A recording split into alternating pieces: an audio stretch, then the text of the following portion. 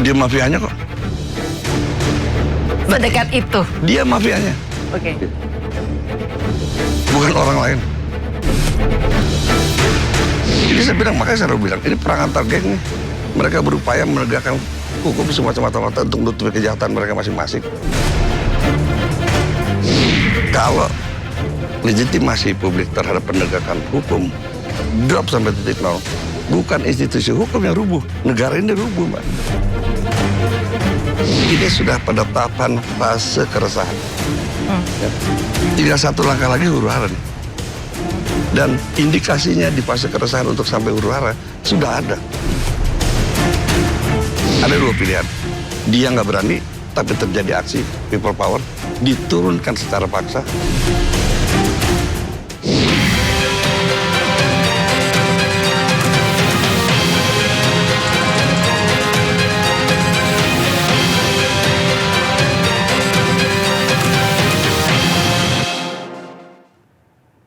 Pemirsa, kematian Sutrimo, kepala rumah tangga mantan Jampitsus Febri Adriansyah, terus menyisakan tanda tanya di tengah publik. Berbagai kejanggalan muncul, membuat kasus ini tidak sekedar dipandang sebagai peristiwa kematian biasa. Bahkan di tengah penyelidikan polisi, desakan agar seluruh fakta dibuka secara transparan semakin menguat. Pada saat yang sama, perhatian publik juga tertuju pada status hukum Febri Adriansyah yang kini tengah menghadapi proses hukum dalam perkara dugaan korupsi dan tindak pidana pencucian uang. Dua peristiwa ini kini terus menimbulkan spekulasi yang menuntut jawaban berdasarkan fakta dan alat bukti yang sah.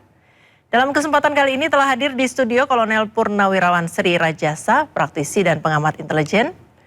Bapak Rajasa, apa kabar Pak? Baik, baik Bu. Terima kasih. Iya, Pak, kalau melihat kasus ini arahnya kemana, Pak?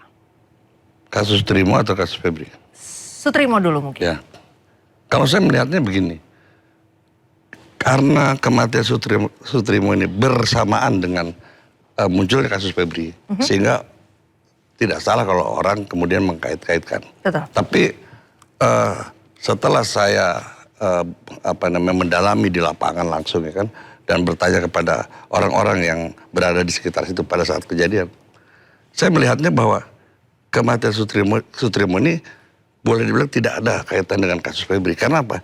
Karena memang dia menderita sakit, satu ya. Kedua, dia tidak bekerja di rumah Febri. Dia menjaga di rumah kosong yang dibilang klinik itu. Jadi kalau orang mengatakan dia dibuang di klinik atau klinik kosong, enggak, dia memang kerja di situ. Dia tidur di situ gitu loh. Nah, dia bekerja ini sudah sejak tahun yang lalu. Karena sebelumnya ya dia bekerja di rumah Febri. Kemudian sakit, luka-luka diabetes akut. Pulang kampung. Selama 3 tahun. Setelah itu setahun yang lalu dia menghubungi Febri, minta kerja lagi, dia kerja. Dan ditempatkan di situ gitu ya. Nah memang kondisi diabetes akut ini memang bisa berdampak kepada jantung dan paru-paru. Nah kalau kita lihat orang juga mencurigai kenapa harus keluar busa gitu ya. Nah ini saya merujuk kepada keterangan dari dokter di Muhammadiyah bahwa Pak ingat nggak kasusnya Mbak Surip? Dia juga awalnya begitu, orang mencurigai karena berbusa. Ternyata Mbak Surip itu menderita jantung akut. Ya kemudian paru-parunya terendam lah, sehingga ketika dia meninggal dia akan mengeluarkan busa. Gitu loh. Jadi saya tidak melihat adanya korelasi antara kasusnya Febri dengan dia. Saya juga melihat gini loh, Febri seorang penegak hukum dan sangat lihai lah. Dan dia juga tahu bagaimana dia mensiasati misalnya alibi. Nggak mungkin kalau Febri melakukan pembunuhan terhadap Sutrimo kemudian dibuang di rumahnya sendiri. Itu kan saya pikir satu hal yang ya sangat tidak mungkin lah gitu loh. Kalau Febri mau melakukan kejahatan, mau membunuh Sutrimo, dia tidak mungkin. Dan mungkin juga dia tidak akan gunakan tangan dia. Ini kan di rumah sendiri berarti. Oke.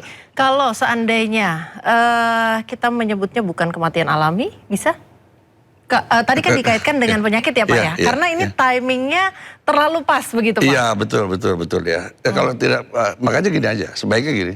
Kita tunggu aja hasil otopsi. Tapi kan sekarang sudah dimakamkan gitu ya. Itulah. Saya juga mendengar dari pihak keluarganya dia ikhlas dan dia merasa bahwa tidak ada korelasi dengan atau tidak ada konflik dengan Febri, makanya dia bawa Sutrimo untuk di makam. Tapi kenapa polisi tidak? Kan polisi mungkin punya kewenangan untuk menahan, jangan dimakamkan dulu kan, untuk otopsi. Saya juga nggak ngerti kenapa itu terjadi, gitu loh. Nah, artinya kalau dari kacamata intelijen, Iya. nih Bapak kan praktisi dan Iya. pengamat Iya. intelijen. Iya. Ini kasus normal atau janggal? Normal. Karena beberapa temuan di lapangan, saya menganalisa bahwa ini memang kejadian karena dia meninggal karena penyakit, tidak ada korelasi dengan Febri. Dan persoalannya juga gini, yang menjemput dia itu ART Febri, dia menelpon ART Febri yang berada di rumah Febri. Datang sudah tergeletak, gitu loh. Kemudian dibawa keluar karena mau dijemput ambulan, tapi ambulannya nggak datang-datang sehingga dia tergeletak di luar. Tapi saya tanya, itu kondisi gimana? Mungkin udah meninggal, Pak. Kondisi Trimo nih pada saat di situ. Nah begitu. Jadi saya tidak melihat adanya kematian yang janggal gitu ya. Walaupun dia keluar busa, tapi setelah saya cek di pihak dokter, mungkin saja jantung bisa mengeluar busa. Oke, apakah tidak ada kemungkinan untuk dilakukan otopsi untuk mengungkap begitu Pak, apa yang terjadi sih sebetulnya, memang faktor kematian alami kah atau bukan? Karena kalau dalam kacamata publik ini terlalu kebetulan begitu Pak. Iya betul, nah itu dia. Kenapa Polri tidak berusaha untuk melakukan otopsi? Mungkin Polri juga sudah punya jawaban yang dia tidak sampaikan di publik gitu loh. Makanya dibiarkan. Karena mungkin juga polisi punya. Misalnya apa Pak kira-kira? Ya misalnya Polri bisa, kan sudah olah TKP dan segala macam ya. Kemudian polisi menemukan bahwa oh ini memang matinya karena bukan sesuatu yang berlatar belakang kejahatan. Kalau ada indikasi ke sana, polisi pasti harus otopsi, nggak bisa enggak. Sekalipun keluarga tidak meminta atau bahkan menolak? Nggak bisa, harus otopsi. Apalagi kemudian juga dokter juga pasti akan mengajukan itu. Ketika dokter menemukan adanya racun gitu ya, pasti nggak mungkin enggak. Karena ini harus diungkap, karena ini ada indikasi kejahatan. Tapi mungkin dokter juga nggak menemukan, polisi juga enggak. Akhirnya dibawalah sama keluarganya, gitu loh. Yakin saya, kalau ditemukan adanya indikasi ke arah sana, polisi pasti, apalagi polisi hari ini kan dia juga ingin mengungkap kasus Febri sampai setransparan mungkin kan gitu. Itu aja menurut saya. Bagaimana dengan kasus Febri Adriansyah sendiri? Ya, saya melihat. Karena begini Pak, kenapa saya bertanya dua hal ini? Karena timingnya berdekatan begitu. Kemudian ada hubungan di antara keduanya. Kemudian terjadi hubungan meninggal Pak Sutrimo ini. Hubungan pekerjaan ya. Betul, yang satu bekerja hubungan pekerjaan. Ya, hubungan pekerjaan yang bisa dibilang cukup dekat karena beliau adalah pengurus rumah tangga. Nah, jadi gini, saya luruskan dulu Mbak. Dia bukan kepala rumah tangga, dia ART. Gitu. Iya, pengurus rumah tangga begitu Pak ya? Enggak, ART, asisten rumah tangga lah. Asisten rumah tangga, oke. Kalau kepala rumah tangga dia yang mengatur semua kan. Dia hanya menjaga gedung tempat itu. Artinya perbedaan antara ART dengan kepala rumah tangga, kalau kepala rumah tangga mengetahui semuanya begitu Pak ya? Pasti. Kalau ART mungkin tidak mengetahui semuanya mungkin begitu ya? Kalau di ART hanya ngurus kebun atau mungkin dia cuci piring gitu kan. Tapi kalau kepala rumah tangga, saya yakin, tapi nggak mungkin kalau Febri punya kepala rumah tangga. Gitu. Karena itu mungkin hanya jabatan pimpinan ya, yang punya yang memiliki fasilitas kepala rumah tangga. Itu aja. Baik, kalau kita bergeser ke kasus Febri Adriansyah sendiri, kalau dari kacamata intelijen bagaimana Pak? Iya, begini, kita mundur dulu ya. Ketika terjadi penggerebekan dan penyitaan aset Febri oleh Polri, itu ekspektasi publik itu luar biasa. Iya. Kan? Tapi ketika Febri tidak diperiksa atau bisa disidik, tiba-tiba dialihkan kepada kejaksaan. Iya. Ini legitimasi publik terhadap penegakan hukum drop habis. Iya. Karena apa? Karena memang seperti Pak Mahfud bilang, ini nggak ada di dalam aturan dan undang-undangnya mengalihkan seperti ini gitu loh. Dan buat saya juga melihat satu kejanggalan. Artinya apa? Ini bukan penegakan hukum dalam pemberantasan korupsi kalau seperti ini. Ini saya bilang, makanya saya bilang, ini perang antar geng nih. Mereka berupaya menegakkan hukum semata-mata untuk menutupi kejahatan mereka masing-masing. Itu aja saya bilang. Dan sekarang ini, ya kan, ya saya yakin saya tidak pernah berharap bahwa kasus korupsi ini akan dibuka seterang-terangnya. Apalagi kemudian ini diperiksa di kejaksaan. Itu aja. Kalau tadi Bapak menyinggung perang antar geng begitu. Apa sih Pak yang diperangin? Nah gini, sebelumnya gitu, Febri ini menangani 2 kasus yang sangat sensitif. Bahkan satu lagi kasus Pertamina. Kasus Aseng. Ini pedagang penambang emas ilegal dan besar sekali di Kalbar. Dalam kasus Aseng ini diduga ada keterlibatan Kapolda Kalbar dan diduga ada keterlibatan putrinya Kapolri. Satu lagi kasus Samintan yang sebelumnya sudah dilepas oleh KPK, ya kan? Ditangkap sama Febri dan menurut keterangan pernyataan pers dari penerangan kejaksaan mengatakan bahwa ada keterlibatan pejabat negara. Saya tanya, pejabat negara siapa? Karyoto. Gitu. Nah, dari 2 kasus ini kan menimbulkan keresahan buat Polri. Nah. Dan mungkin juga geng Solo yang merasa resah. Karena di dalam kasus Pertamina, Ahok di dalam persidangan sempat menyatakan, Pak Hakim kalau berani panggil dong Jokowi. Nah gitu loh. Artinya kan begitu beraninya Febri. Artinya mengangkat persoalan-persoalan yang ada korelasi dengan polisi dan Jokowi. Nah, kemudian ya kan ada kesempatan Febri untuk menjadi jaksa agung karena sudah dipanggil oleh presiden waktu itu. Nah ini lebih berbahaya lagi, makanya kasus ini semata-mata untuk mengamputasi Febri agar tidak jadi jaksa agung dan tidak lagi menangani kasus korupsi. Itu aja. Buat polisi. Harusnya kan kita lihat ini kan prestasi besar buat polisi loh. Kenapa dia nggak pertahankan? Diperiksa di polisi sampai terungkap. Itu ya. Yang penting buat polisi dia sudah teramputasi, selesai. Jadi kan ini kan bukan pelajaran yang bagus ya buat publik dalam rangka melihat persoalan korupsi persoalan hukum di negeri ini. Karena apa, Mbak? Kalau legitimasi publik terhadap penegakan hukum drop sampai titik nol, bukan institusi hukum yang rubuh, negara ini rubuh, Mbak. Karena orang nggak percaya apa-apa lagi. Iya, betul. Siapa lagi yang mau diandalkan begitu betul, ya Pak ya? Iya, betul. Seperti itu aja. Sudah simpel-simpel aja sih. Dan banyak kok sebelumnya kasus-kasus seperti ini, kemudian hilang begitu aja, kasus Firly coba ya. Kalau polisi mau fair, Firly dong. Dilanjutkan dulu. Iya, kemudian Sylvester, ya kan? Yang sudah jelas-jelas ada keputusan hukum sampai hari ini. Seperti itu. Baik. Jadi kira-kira transparan mungkin nggak sih Pak? Enggak.